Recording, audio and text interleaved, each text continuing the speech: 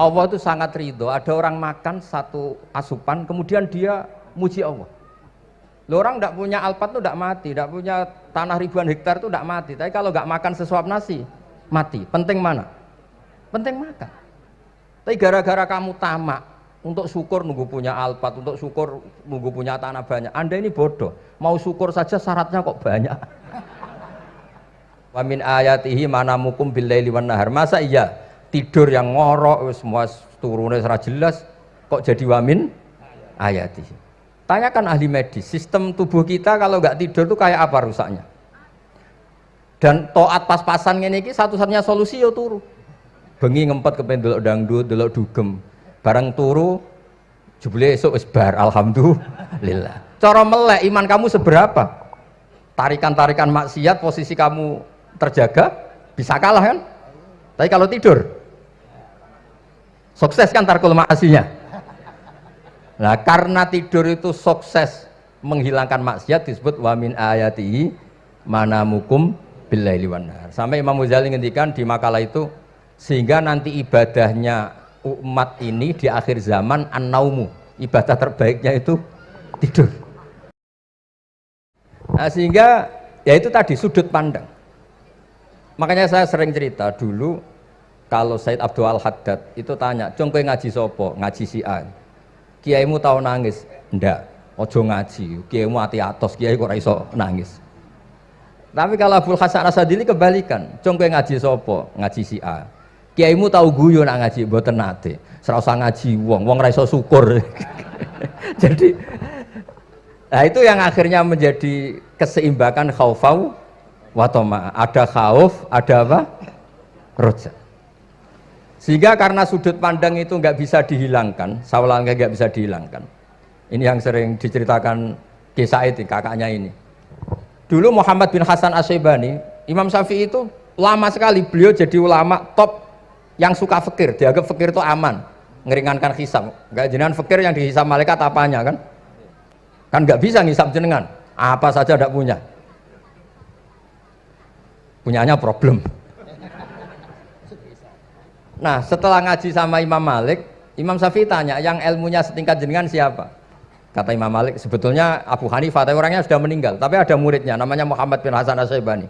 Kamu ke sana, dari Madinah ke Irak, dulu tempatnya di Baghdad.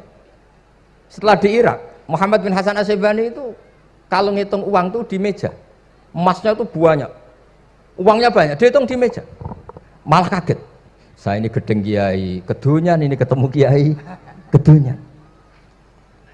Ya, karena Muhammad bin Hasan Asy-Syaibani itu wali, kamu tanya, kamu heran ya ada kiai kaya? Iya. Ya sudah, kekayaan ini kasihkan orang fasik, biar dipakai demenan, dipakai mabuk, dipakai ini. Terus, ya jangan, kalau kena orang fasik bahaya, jenengan saja. Semenjak itu Imam Syafi'i mulai rodok seneng duit. Jadi ada ceritanya, kok diangen-angen, nah terus keterusan umatnya kayak gini-gini itu. Jadi ini cerita nopo istihad apa? Cerita nopo istihad. Sama pangkat juga sama. Gue seneng nak wong soleh-soleh tidak ikut ngurus negara ini. Mau dikemanakan negara ini.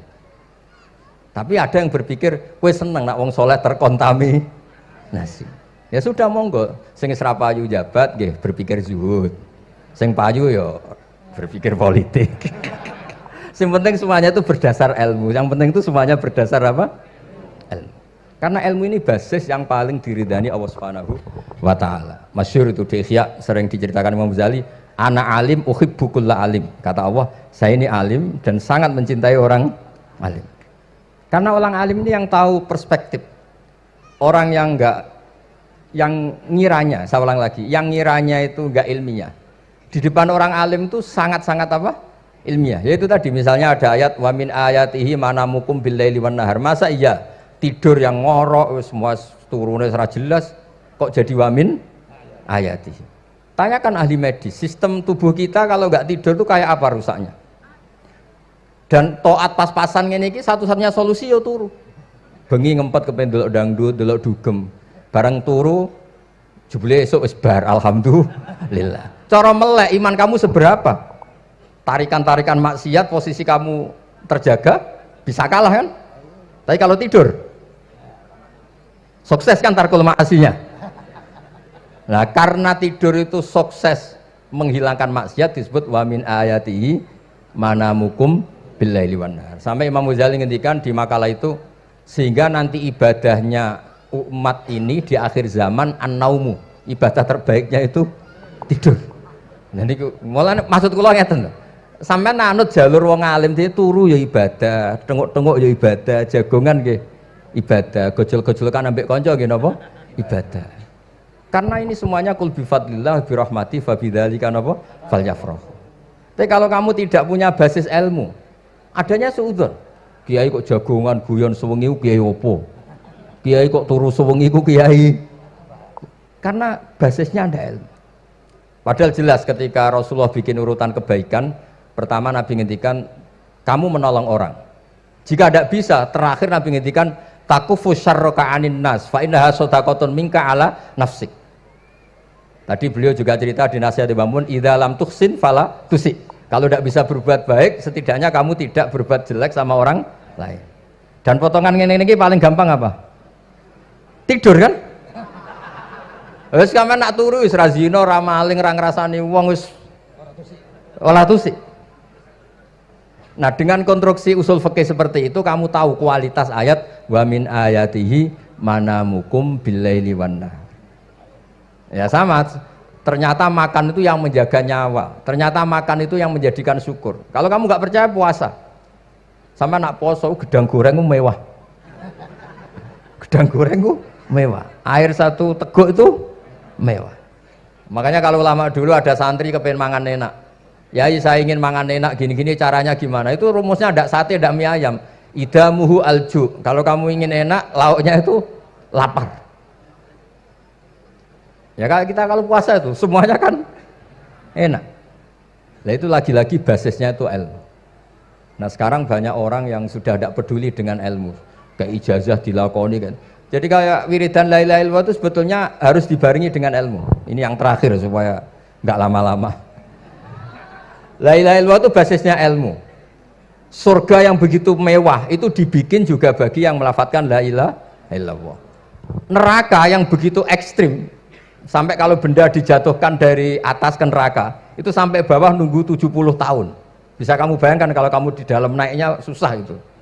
Ini dijatuhkan ke neraka itu sampai bawah nunggu berapa? 70 tahun. Loh, neraka sebegitu ekstrim itu dibikin untuk yang menolak la ilaha illallah. Berarti kalimat ini kalimat spesial. Kalimat yang neraka dibikin ya atas nama itu yang menolak, surga dibikin juga atas nama itu yang menerima. Itu satu saktinya la ilaha illallah. Sakti kedua, orang kafir 70 tahun ngelafatkan la ilaha illallah sekali langsung dihukumi mukmin. Yughfar lahum ma qad salaf. Qul lil ladzina kafaru iyantahu yughfar lahum ma qad salaf. Orang yang melafatkan la ilaha illallah Muhammadur Rasulullah itu dosa 70 tahun kafir itu hilang semua. Tapi gara-gara ada ilmu terus diumumkan tahlil dening Kiai Haji Niam mesti sing nguri wah sawi mesti. Padahal kalau kamu tahu ilmunya tadi ini kalimat yang luar biasa. Kalimat yang bisa melebur dosa. Bahkan dalam madzhab Sadiliyah itu unik. Kalau kamu wiridan la ilaha illallah itu jangan istighfar dulu, istighfarnya belakangan. Alasannya Abdul Hasan As-Sadili itu fa'lam annahu la ilaha illallah wastaghfir li dzambik li hadil kalimah. Orang kafir 70 tahun dia istighfar 100 kali enggak akan dimaafkan Allah. Tapi ngelafatkan la ilaha illallah langsung dimaafkan. Jadi orang bisa dimaafkan tuh barokahnya la ilaha illallah. Jadi, ya kan? Jadi orang kafir 70 tahun wirid istighfar 100 kali atau 1000 kali dimaafkan enggak? Enggak kan? Tapi kalau membaca la ilaha illallah dimaafkan. Jadi istighfar tuh ngefek positif itu kalau dibarengi la ilaha illallah. Makanya wastaghfir li dzambika bihadil kalimah cara Abdul Hasan. Kamu boleh istighfar berdasar hadhil kalimah, berdasar la ilaha illallah. Tapi terus kemudian ya thariqah itu banyak, itu urusan rasa. Justru karena la ilaha illallah kalimat thayyibah harus disucikan dulu. Caranya istighfar dulu. Nah itu urusan monggo lah. Tapi apapun itu basisnya harus napa? Ilmu. Basisnya harus ilmu. Jangan malah sentimen. Wong di kuburan wiridan la ilaha dihukumi kafir. Nah, itu kan aneh. Wong kalimat ini yang kafir saja menjadi muslim, sekarang yang muslim menjadi kafir. Tuh paham kok seaneh itu gitu kan. Ya karena basisnya ada ilmu tadi. Coba kalau basisnya ilmu, itu kan aneh betul. Hadil kalimah kalimatun soro bihal kafiru musliman. Fakaifa sorol muslimu bidzalika kafiron. Ini kalimat yang kafir saja menjadi muslim. Masa dengan kalimat yang sama yang muslim menjadi aneh enggak? Aneh. Jadi kalau suwon pokoknya basis ilmu harus sekuat-kuat. Caranya gini nagih kiai kon sregep mulang ojo politik terus ngoten. Tapi politik ya bagian dari ilmu, wis ra iso diterangno. Terus katanya niku ahlul ilmi dihormati, tapi nyatane dipeksa. Terus memang banyak paradok ya. Paradok dalam ilmu usul fikih. Ilmu usul fikih itu ilmu yang menjadikan orang itu bisa berpikir. Gitu. Kalau tak cerita tentang pertama tentang Ki Akil sing al-ma'ruf bi ahli nahwi. Nahwu riyen di era dulu itu dadekno tiyang dadi wali. Sampai disebut hatta nahat qulubuhum li nahwihi famin azimi sya'nihi lam tahwihi. Terus orang-orang baik niku ketika wusul teng pangeran nyebut Allah la ilaha illallah mboten saged. Sagete namung nyebut dhamir sa'an niki niku hu. Akhirnya kathah toreko sing ha hu niku gara-gara ahli nahwu niku. Nah, disebut fa'uribat makna dhamiris sya'ni. Jadi ngelafatkan la ilaha illallah ndak bisa tapi hu bisa. Mergi ke Jawa niku tukang ngakali, terus hukum niku diakali. Sakjane teke hadis niku mangkana akhiru kalamihi la ilaha illallah dakhalal jannah. Tapi ada kekhawatiran pas la ilaha mati. Lah la ilaha mati rak radi kaya ateis. Ora ono pangeran maujud mati. Sampeyan kan gak iso janjian mbek Israil. Kan mboten saged weanan, mboten saged kong kali kong. Nah, daripada la ilaha niku resiko karena takut mati pas la ilaha dereng illallah. Terus Kiai Jawa mulai nalkin ngangge Allah. Tapi Allah sarasan itu tidak mewakili la ilaha illallah. Akhirnya diambil dhamir sa'an fa'lam annahu la ilaha illallah. Niku asal usulnya. Cuma kebetulan thariqah kita tidak jalur itu, tidak jalur yang lewat dhamir napa? Sa'an. Tapi sementing tadi dawuh Kiai Mustafa, sementing kita tahu secara ilmu. Terus nomor kali cerita uzlah wow. Kalau memang benar-benar uzlah. Terus kalau ini diundang acara-acara publik kemarin Habib Jindan gitu, hanya di halaqah ilmiah. Kemarin terakhir beliau ngerayu ini dari marrotan wahidah. Ini saya pegang. Dan itu dicatat di Loh Mahfud. Dan ciri utama kiai itu tidak membatalkan perjanjian. Jenengan dawuh marrotan wahidah pas niku. Ben gelem. Terus ngeten kula cerita sithik tentang ilmu yang sering kula utarakan. Di antara kitab yang dipakai guru-guru kita sing dilanggengi Mbah Mun Maus niku kitab Ihya. Kula dari sekian cerita Ihya yang paling kula kenang niku bahwa ternyata Allah itu andaikan boleh dibahasakan niku cara berpikir itu dalam bahasa tafsir disebut tanazul. Tanazul niku wong ben kaya orang kebanyakan. Saya ulang lagi supaya orang itu kayak orang nopo kebanyakan. Ada dua ahli neraka yang dipanggil, yang satu ditakoi, "Cung ning neraka piye rasane?" "Syarru makan, mboten enak Gusti." Terus pangeran diken balik, "Ya wis kono cung mlayu balik nang neraka." Niku tiange lari kencang, sekencang-kencangnya. Semangate seneng ambek kon balik ning neraka. Ditakoki mbek pangeran, "Lho cung kon mara neraka kok seneng?" Kula nu pun kapok Gusti, kula nu nyesal ketika di dunia nak jenengan utus niku lelat-lelet. Niki kula tobat dengan bukti dikan jenengan teng neraka kula mlayu. Lha nu pangeran akhire haru wong kok semangate mlebu neraka kaya ngono. Mergo diperintah pangeran. Nggih, dados niki ijazah jenengan akan mlebu neraka jenengan sing semangat nggih. Karena zaman ning donya sering diperintah Allah mboten napa?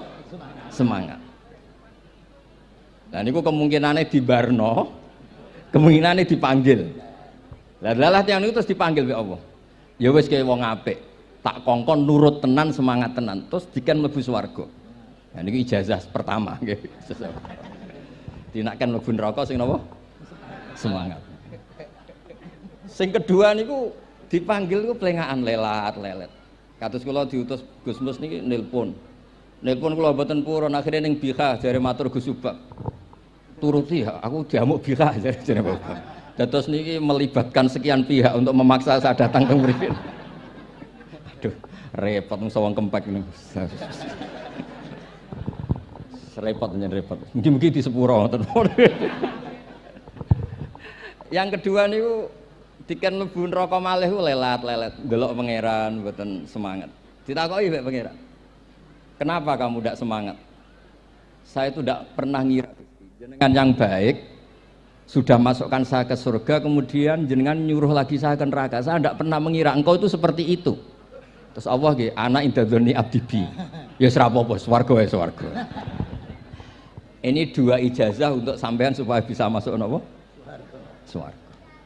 Terus kita tidak pernah tahu napa Gustofa ngundang kula nyenengno wong akeh ganjaran, napa meksa wong alim dosa, mboten ngerti kula carane.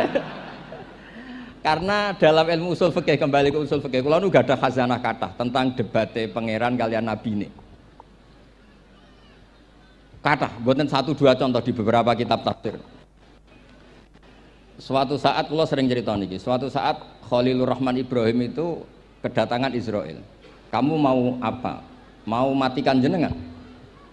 Kata Nabi Ibrahim, harro'aital khalil yumitu khalilah. Mosok aku kekasih pangeran dipateni, mosok orang yang dicintai membunuh yang dicintai. Orang yang mencintai seseorang kemudian membunuh yang dicintai. Tidak ada itu. Akhirnya Israel matur teng pangeran. Cara politiknya ngeten, wau sing cara lagi seneng ngendikan politik. Wani kiai lengser jare beliau. Ono. Nak kula niku ahli tauhid wis pancen kodok kodare ngoten mawon mboten berpikir ruwet-ruwet. Terus Israel kan mboten biasa logika, kan malaikat itu SOP kan, mboten biasa logika. Akhirnya matur tu pangeran, kata Ibrahim, masa kekasih bunuh yang dikasih, masa yang mencintai bunuh yang dicintai. Tapi Ibrahim baru sadar ngadepi pangeran gitu, lebih pinter. Ketika Allah fakul lahu, katakan ke Ibrahim, harlo etal khalil yakrohu ayal ko khalilah. Mosok jari seneng aku kok ketemu aku rawani. Jari seneng kok rawani ketemu. Lah niki sampean aku pengen mati, monggo ngangge ilmu sing niki. Wong jari seneng pangeran kok rawani ketemu pangeran. Seneng ketemu. Ibrahim seneng terus akhir. Yo mati saiki ora apa-apa mati saiki. Terus kedua, niki cerita karena ini pondok ilmu. Orang harus biasa pakai logika usul fikih. Politik juga gitu. Nak kiai politik rawan kena syubhat. Tapi nak wong soleh oleh politik, kue ridho dipimpin wong fasik-fasik kabeh. Ya, mboten ngerti, mboten bener dis pokoknya ngoten. Yes, itu memang logika usul napa? Fikih. Logika usul napa? Fikih. Ketika Nabi Adam badhe didamel, niku materinya saking bumi. Pertama sing diutus Jibril. Jibril ambekan qabdotan minal ardi, segenggam bumi. Saya mau bikin Adam, materinya dari bumi. Setelah datang ke bumi mau ngambil ista'adzat billah. Maksudnya ista'adzat billah, a'udzu billahi minka, saya berlindung Allah dari kamu. Antasinani. Kalau ngarepe Gustofa dari ahli nahwu dados kula niki tak goleki tenan pancen syanahu mun mutaaddi bi nafsi. Mungkin nek dibuli ku antusinani kok panjang nanti cerita. Saya ndak ingin bagian dari saya diambil, kok aku bolong.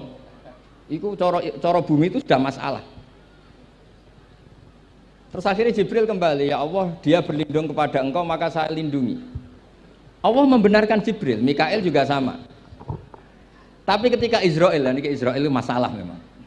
Ketika disuruh ngambil bumi, buminya ista'adat billah, tetap diambil. A'udzu billahi minka antasinani. Saya berlindung Allah supaya kamu tidak melukai saya, menciderai saya dengan mengambil bagian dari saya. Kata Israel, wa a'udzu billah alla unaffidha amroh. Saya juga a'udzu billah diperintah Allah kok tidak kasil. Kudu kasil. Lah saya tidak tahu yang benar istiadatnya Jibril apa istiadatnya Israel. Terus memang sudut pandang. Makanya dulu ketika banyak pondok putri itu kiai-kiai kuno dulu itu menentang. Alasannya nggih, nak bojone jelas khawatir kiainya kecobaan itu jelas. Tapi banyak kiai itu nggih khawatir tenan. Kecoba fitnatin nisa. Tapi ketika logikanya dibalik, apa kamu ridho para perempuan-perempuan muslimat itu tidak dapat pendidikan apa? Agama. Hanya karena orang soleh tidak punya nyali, tidak punya peduli mengajar. Tapi nggih saged diwalik. Ustaz-ustaz sing imane pas-pasan niku kowe ridho nak kecoba. Sampeyan milih mana? Ridho kecoba apa ridho bodoh? Nah, logika-logika usul fikih ini yang kemudian dipakai Wali Songo. Dipakai Wali Songo kemudian membiarkan sekian tradisi yang insya Allah itu salah sebetulnya. Tapi tidak sebanding dengan asmane Allah Subhanahu wa taala. Misalnya begini. Nggih niki dirungokno mawon. Sampeyan ra paham mboten napa-napa. Sampai nak ra paham wis anggap ae tawadhu. Sepantese wong awam yo ora paham. Nak paham dadi kiai. Terus biasa mawon sampean nak ra paham aja tersiksa. Umpamane jenengan mboten kiai kok kon paham.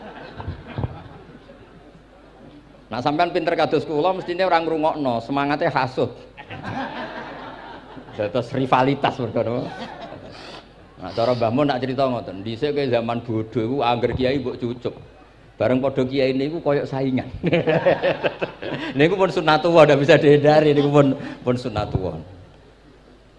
Terus kembali lagi ya. Logika-logika usul fikih niku dipakai oleh Wali Songo.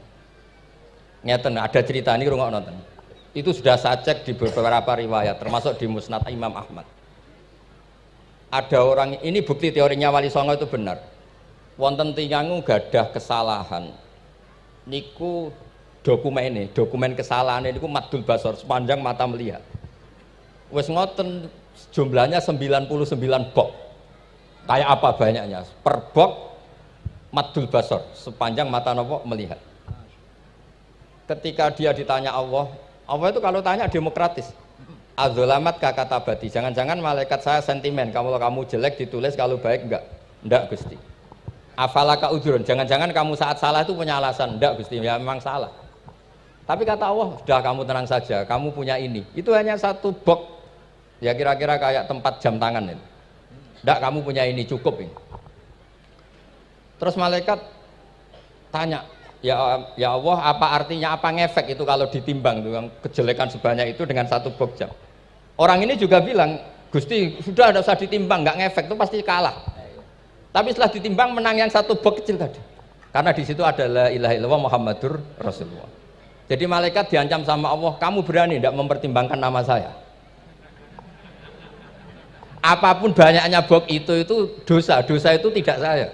Kalau ini la ilaha illallah itu nama saya. Kamu berani tidak mempertimbangkan nama saya? Ya tidak berani Gusti, ya harus dimenangkan. Nah itu. Semalane kok pengajian ini ya ono ikhtilatur rijal wan nisa, tapi baru kayak ngaji di sepuro. Ya aja muni halal tapi ya aja muni terus gak ono faedahe. Sepuro. Di sepuro insyaallah. Karena kalau nuruti harus steril halal itu kayaknya ndak bisa. Terus di situ ditutup fala yaskulu ma asmillahi taala syai'un. Dibanding asmane Allah taala sesuatu itu ndak ada nilainya. Pasti menang Allah taala. Sehingga banyak ulama ngendikan kowe nak bar dosa, bar salah maca iki. Dan kalau Anda dosa misalnya catatannya satu box terus di bawah ada astagfirullah, malaikat ditanya sama Allah, kamu berani tidak mempertimbangkan nama saya disebut di situ? Nah, saya ini ribuan orang yang ngundang, saya berani mengabaikan. Bareng ana wong ngaku mbah ya mbah tenan wae. Ya terus ngoten. Kowe wani gak mempertimbangkan Gustofa sing mantune Mbah Maimun. Ya. Semoga cara pandang malaikat nanti seperti itu. Tapi nanti kalau malaikat cara pandang, mbah kok tukang meksa putu. Itu mbah model opo. Nah, saya ini sudah ngalah satu kali. Berikutnya logika kedua yang insya Allah terbangun di kalangan malaikat, yaitu mbah ora oleh meksa napa putu. Ning dinggon mbah yang baik putune dolanan di barno. Ini ora. Putu lagi asik-asik dolanan. Rene. Kon nyapu. Nah, itu udah jenis mbah yang baik. Nah ini pentingnya ngaji. Kalau nate ditanya sama seorang dosen, Gus, masa iya Quran yang katanya mutu semutu-mutunya, kemudian ada ayat kulu washrobu, mosok urusan mangan, nggak usah disuruh orang juga makan. Terus kualitasnya kulu washrobu itu di mana? Terus kalau jawab, terus sorokan yang penting wopo, rapat utawa seminar. Nggak ada rapat, nggak ada seminar itu kamu nggak mati, tapi kalau nggak makan itu mati. Penting mana? Ya penting makan. Lah iya, jadi orang itu lupa kalau sesuatu yang seserius itu karena menjaga nyawa, yaitu makan. Terus karena makan tuh hal yang murah dianggap biasa, itu bahaya. Sehingga sebetulnya yang kita bisa jadi wali lewat hal-hal keseharian tidak bisa jadi wali karena tadi. Saya punya hadis, ini mudah sekali untuk Anda jadi wali. Bahkan di atas wali lah. Inna woha ta'ala layar do anil abdi. Pakai inna masih pakai lam taukid. Inna woha layar do anil abdi ayyakulal aklata fayahmadahu alaiha aw yasroba syarba fayahmadahu alaiha. Allah itu sangat ridho ada orang makan satu asupan kemudian dia muji Allah. Loh, orang tidak punya alpat itu tidak mati, tidak punya tanah ribuan hektar itu tidak mati, tapi kalau nggak makan sesuap nasi mati. Penting mana? Penting makan. Tapi gara-gara kamu tamak untuk syukur nunggu punya alpat, untuk syukur nunggu punya tanah banyak, Anda ini bodoh. Mau syukur saja syaratnya kok banyak. Jadi sebetulnya kalau kita mau jadi wali itu cukup setiap makan itu kamu syukur. Fayahmadahu alaiha aw yasroba syarba fayahmadahu alaiha. Makanya wali-wali dulu kalau didik raja yang sedang berkuasa itu ditanya, kamu raja besar, punya pengaruh besar, andaikan kamu di padang pasir dan kemudian Anda tidak mendapatkan air sama sekali, apakah kamu menggantikan kerajaan kamu demi beli satu seteguk air? Iya, akan saya beli karena saya kalau tidak minum mati. La tafroh bimulkin la yusawi jar'atama'in.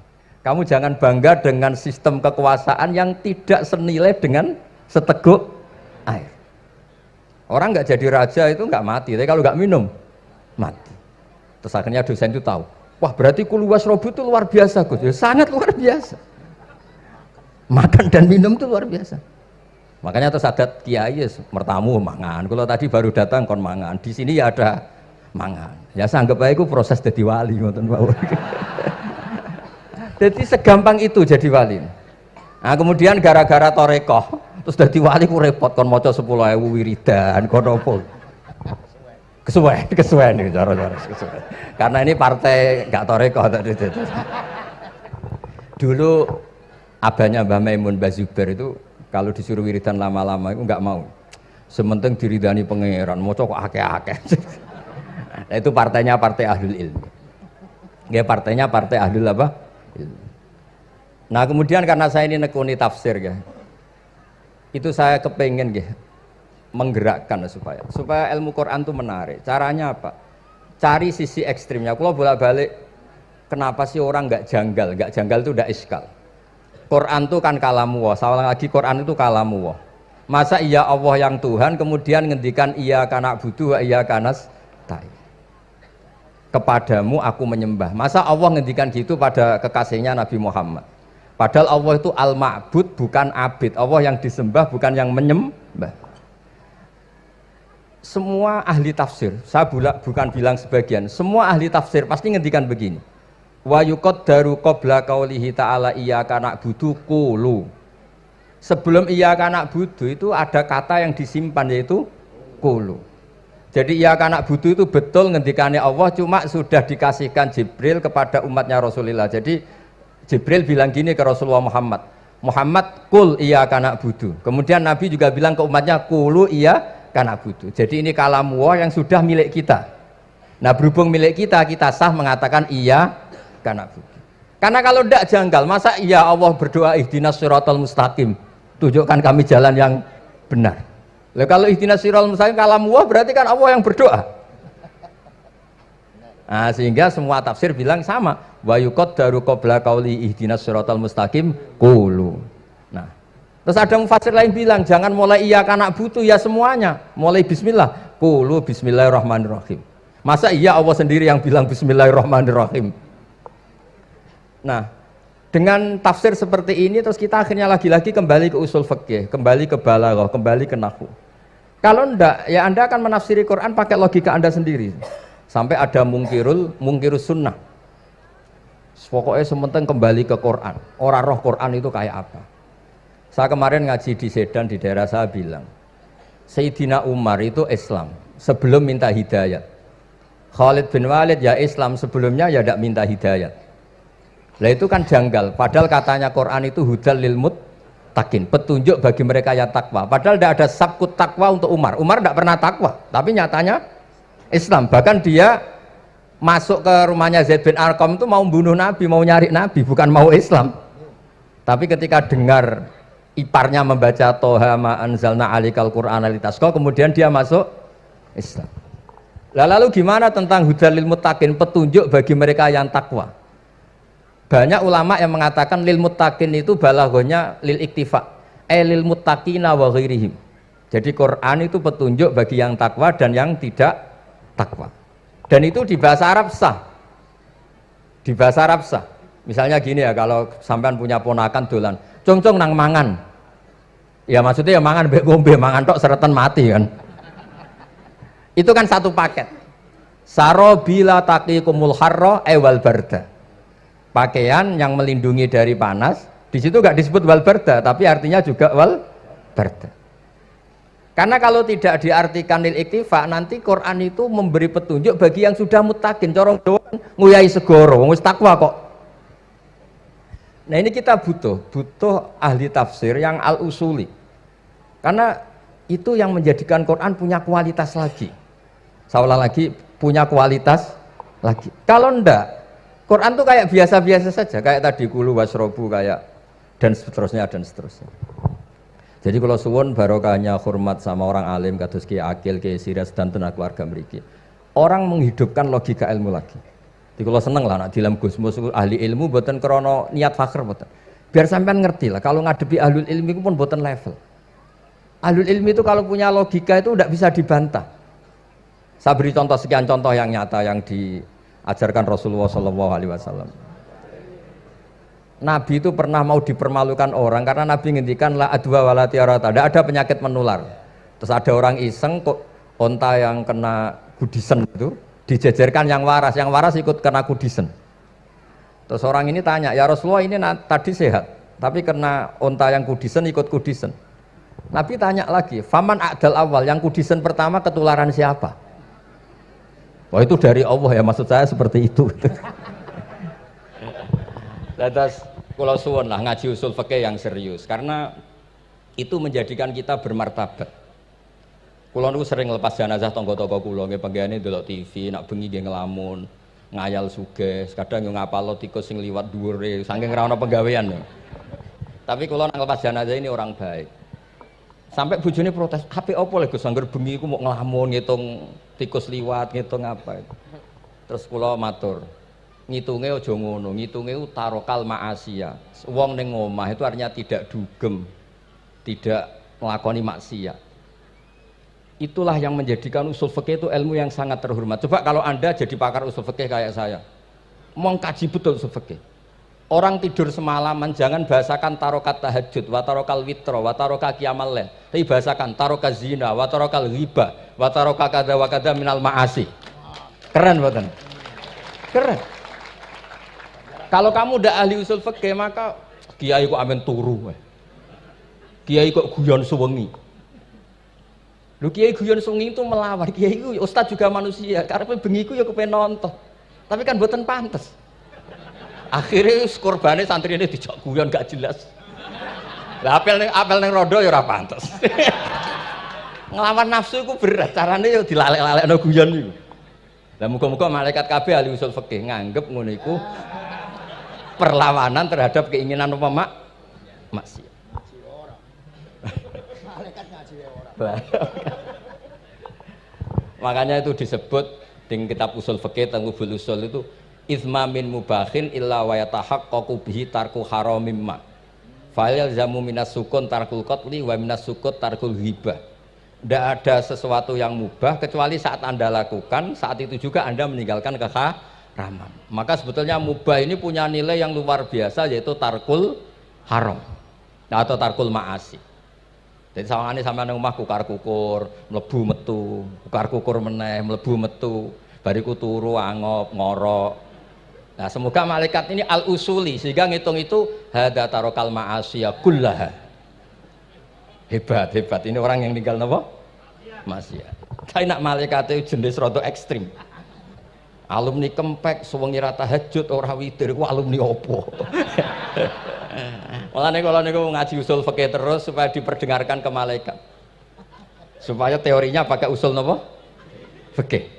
Jadi kalau melihat kita melakukan mubah niku dihitung tarkul napa? Ma'as.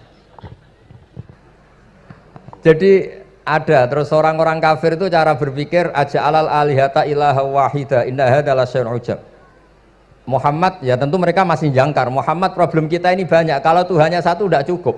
Ada problem kredit macet, ada problem macam-macam kan, utang piutang macam-macam. Kalau Tuhannya satu tidak cukup. Kita butuh Tuhan banyak karena problem kita banyak. Lalu Nabi mengajarkan mereka apa logika yang dibangun. Kalau kamu jadi buruh, kemudian majikan kamu banyak, semuanya merintahkan kamu bingung enggak? Ya bingung. Tuhan kamu itu majikan kamu, kalau banyak-banyak perintah semua kamu yang bingung. Ya sudah mat Tuhannya satu saja. Itu disebut dorobawa masalah rojulan fihi syuraka umutasakisuna warojulan salamal lirrojul. Nah sekarang itu kita ini mulai kehilangan fatonahnya Rasulullah SAW. Nabi dulu itu kalau nerangkan ilmu itu logikanya gampang sekali. Logika yang dibangun tuh gampang sekali. Ada orang cerita, ya Rasulullah saya ini ada sekian anak saya, yang paling saya cintai satu. Apa saya boleh melebihkan yang paling saya sayangi dalam pemberian? Nabi jawabannya itu tidak langsung jangan enggak. Apakah kamu berharap bahwa mereka semuanya baik ke kamu? Iya semuanya saya ingin baik ke saya. Ya kalau gitu jangan. Kan tidak fair kita mengunggulkan yang satu, melebihkan yang satu, sementara kita berharap semuanya baik. Itu tidak fair kata Nabi. Jadi dulu Nabi itu, terus ini yang cerita fikih. Dulu Ahlul Madinah itu mangga, itu masih pentil sudah dijual. Pentil dijual harganya 2 juta. Masa iya pentil harganya 2 juta? Karena dengan asumsi sudah jadi mangga. Tapi ketika Nabi datang di Medina dan penduduk Medina itu abkhosna sikailan, orang paling buruk dalam pertimbangan dalam jual beli. Nabi cara ngendikan itu unik. Aro'aitum lau anna waha yamna'us samra fabima yastakhillu ahadukum mala akhi. Kalau pentil ini ternyata kena angin terus kemudian tidak jadi buah, lalu kamu nerima uang 2 juta itu atas nama apa? Atas nama beli pelem, nyatanya belum jadi mangga. Mosok kalau pentil seharga 2 juta.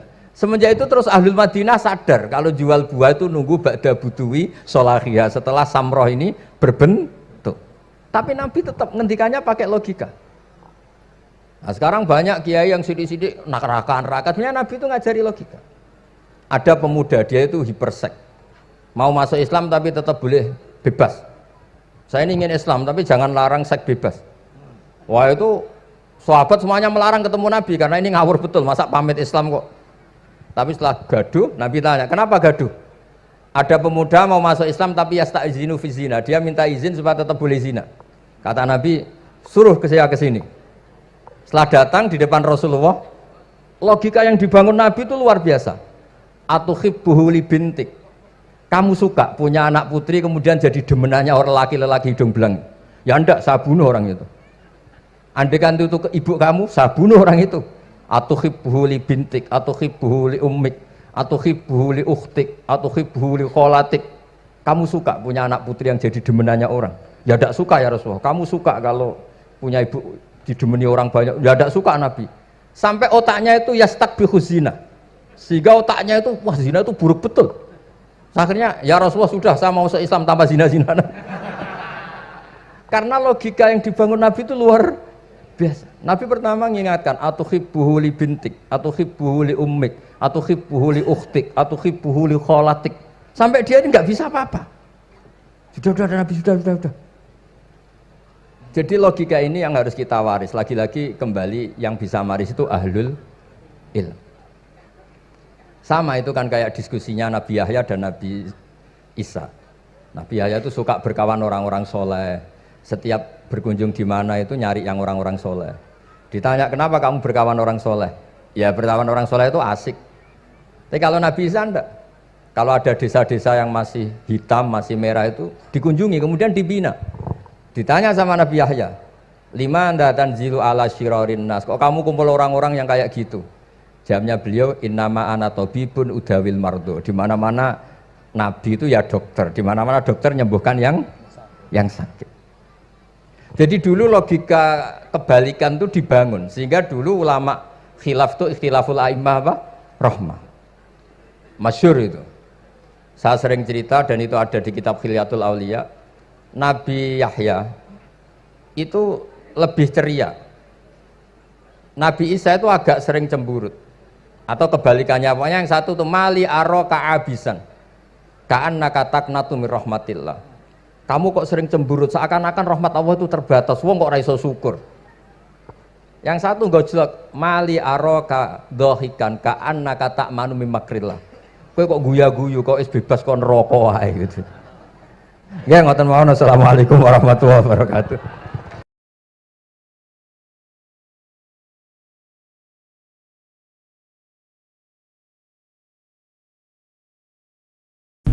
Semoga bermanfaat. Wassalamualaikum warahmatullahi wabarakatuh.